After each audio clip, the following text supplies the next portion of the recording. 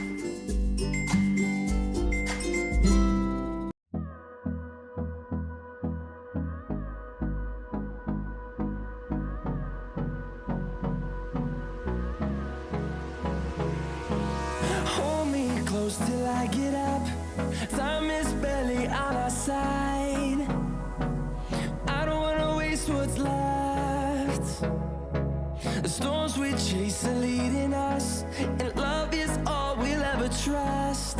Yeah, no, I don't wanna waste what's left. And on we'll go,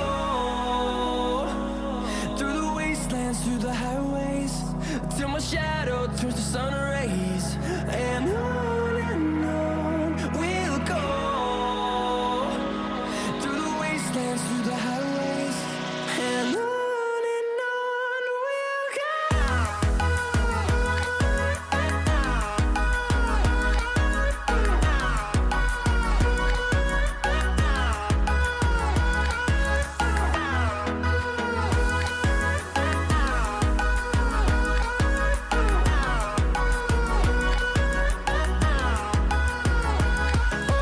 On we'll go, finding life along the way, melodies we haven't played. No, I don't want no rest, echoing around these walls, fighting to create a song. I don't wanna miss a beat. And on we'll go, through the wastelands, through the highways, till my shadow turns to sun rays. And on we'll go, through the wastelands, through the highways, and on we'll go. Thanks for watching my today's video. Please like, share and comment. See you in the next video. Till then, bye bye.